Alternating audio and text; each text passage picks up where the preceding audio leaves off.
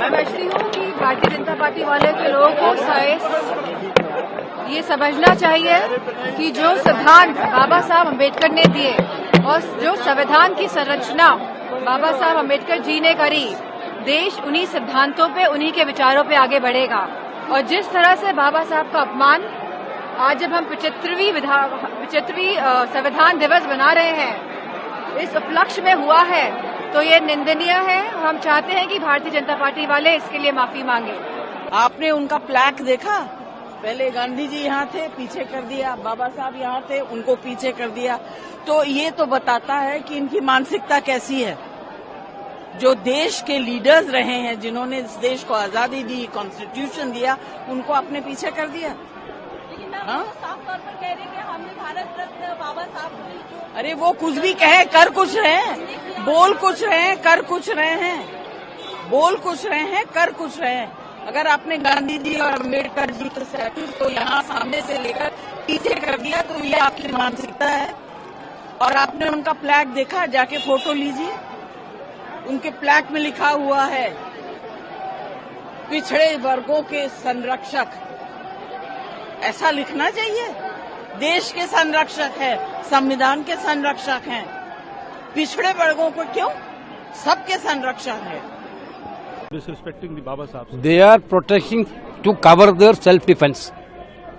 They done lot many damages yesterday itself through Amit Shah to our Baba Sahib Ambedkar ji. Again to see the BJP social media what they have done again. They, in place of Ambedkar ji, they put the photo of Soros and they are mocking again. So that is again an insult to Ambedkar ji. I don't know what these people are doing. They are in their these type of things is reflecting their mindset. Their mindset is very clear against the constitution, against the Ambedkar ji's legacy. They are now scaring Ambedkar ji legacy. That is what come through from Amit Shah's mouth. Congress party ने इस देश में लोकतंत्र का गला घोटकर हत्या करी, आपातकाल लगाकर, और अब ये संविधान को लहराकर संविधान के बड़े रक्षक बनने की उसका एक पाखंड रच रहे हैं। इनको शर्म करनी चाहिए। आजीवन बाबा साहब अम्बेडकर का इन्होंने अपमान करा, उन्हें भारत रत्न नहीं दिया।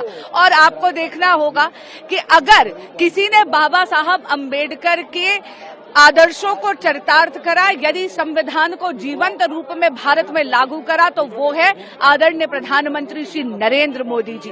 धारा 370 हटाकर पंचतीर्थ का निर्माण कर बाबा साहब अम्बेडकर की लास्ट माइल डिलीवरी की कोई व्यक्ति पीछे ना रहे, अंत्योदय की भूमिका निभाते हुए सैचुरेशन से एक एक जन कल्याणकारी योजना जन जन तक यदि किसी ने पहुंचाई है, तो वो है आदरणीय प्रधानमंत्री श्री नरेंद्र मोदी। लेकिन अब कांग्रेस पार्टी अपने राजनीतिक स्वार्थ के लिए सारे के सारी बयानबाजी कर रही है, देश को भ्रमित करने का प्रयास कर रही है, बाबा साहब अम्बेडकर के नाम का दुरुपयोग अपने राजनीतिक स्वार्थ के लिए कर रही है। उन्हें देश से क्षमा मांगनी चाहिए।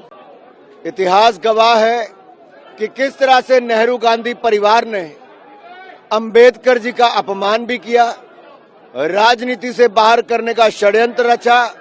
यहां तक कि नेहरू जी ने स्वयं चल के सभाएं डॉक्टर अंबेडकर के खिलाफ की और उनको चुनाव हरवाए और उनको मजबूर किया राजनीति छोड़ने पर।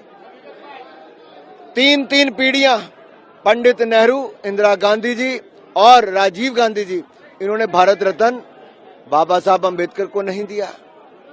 आज ऐसी कौन सी मजबूरी आ गई कि राहुल गांधी जी, प्रियंका गांधी जी को बाबा साहब अंबेडकर की फोटो लेके घूमना पड़ रहा है? जो गांधी परिवार उनकी ओर देखता नहीं था, अपमानित करता था, प्रताड़ित करता था, आज जब उनका चेहरा बेनकाब देश के सामने संविधान की चर्चा में हुआ है, तो कांग्रेस की मजबूरी बन गई कि अंबेडकर जी की फोटो लेकर निकले। लेकिन सच्चाई ये है कि बाबा साहब अंबेडकर के दिए संविधान को कभी भी नेहरू गांधी परिवार और कांग्रेस पार्टी ने माना ही नहीं। सबसे पहला संशोधन नेहरू जी ने ही करने का काम किया, अभिव्यक्ति की आजादी पर एक तरह से प्रहार किया। उसके बाद इंदिरा गांधी जी ने पूरा संविधान को ही बदलने का एक तरह से काम किया और संविधान को कुचलने का काम इमरजेंसी लगाकर किया। देश वो भूला नहीं है, वो काले अध्याय को। तो ये जो गांधी परिवार संविधान को जेब में डाल के चलता था और संविधान बनाने वाले को अपमानित करता था, आज उनका कच्चा चिट्ठा खुल गया है, उनका चेहरा बेनकाब हो गया है और कांग्रेस पार्टी के पास कोई जवाब नहीं बचा। कांग्रेस को देश से माफी मांगनी चाहिए कि संविधान की हत्या इन्होंने बार बार क्यों की। ये वो चिट्ठी है जो एक्स ने हमें लिखी है, तमाम कांग्रेस नेताओं को लिखी है, मुझे लिखी है, आईएनसी को लिखी है, जयराम रमेश जी को लिखी है, तमाम हमारे सांसदों के पास उनका मेल आया, जिसमें वो कहते हैं कि गृह मंत्रालय ने और आईटी मिनिस्ट्री ने उनको लिखकर बोला है कि जो वीडियो अमित शाह का है उसको हटाया जाए, क्योंकि वो भारत के कानून का उल्लंघन करता है। वो भारत के किस कानून का उल्लंघन करता है? और ट्विटर ने पूरे साफ तरह से स्पष्ट किया कि वो ऐसा नहीं कर रहे, क्योंकि अभिव्यक्ति की आजादी की वो रक्षा करते हैं। लेकिन ट्रांसपेरेंसी के तहत वो हमें ये बताना चाहते थे। किस बात से डर रहे हैं अमित शाह? अमित शाह क्या छुपाना चाह रहे हैं? क्योंकि अमित शाह का जो काला सच है वो राज्यसभा की स्पीच में अंकित है।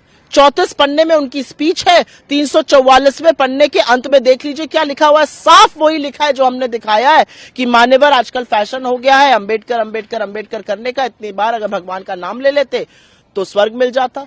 ये किस तरह की बातें हो रही हैं? अमित शाह ने अक्षम्य अपराध किया, उनको सजा मिलनी चाहिए, उनको माफी मांगनी चाहिए और उनको बर्खास्त किया जाना चाहिए।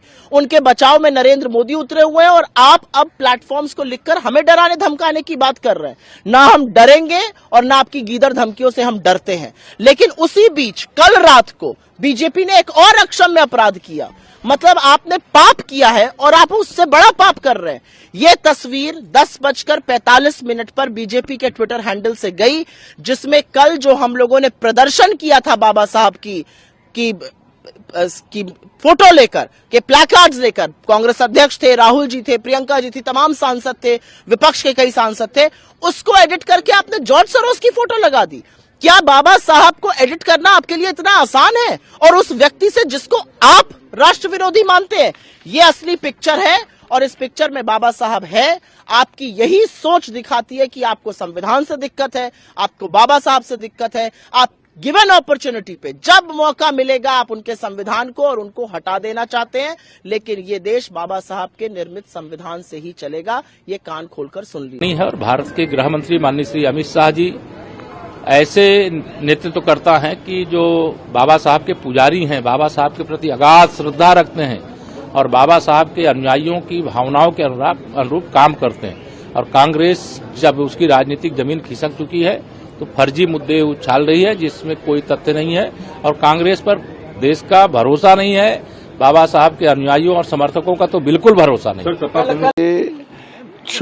जो पापी है डॉक्टर साहब का, सबसे बड़ा पापी अगर कोई है तो कांग्रेस पार्टी है, जिसने डॉक्टर साहब के साथ बहुत बड़ा पाप किया है। पाप ये किया है पूरे खानदान ने भारत रत्न लिया और जो अंबेडकर साहब को चाहिए था भारत रत्न, वो भारत रत्न नहीं दिया। इससे बड़ा पापी और कोई हो नहीं सकता। अपने पाप को छुपाने के लिए कांग्रेस पार्टी जोर से बोल रहा, अगर हिम्मत है तो चले किसी चौराहे पर, पूरा वीडियो दिखाए, लोग से बहस करवाए, अपने नहीं बहस करे। इसलिए कांग्रेस पार्टी पापी है। बाबा साहेब अंबेडकर के साथ जो पाप किया है उस पाप के लिए प्रायश्चित करे, माफी मांगे। 24 घंटे तक सारे लोग मौन रह करके उपवास करे। चोर बोले जोर से वही बात है। देखो यार, काठ की हांडी बार बार नहीं चढ़ती है। ये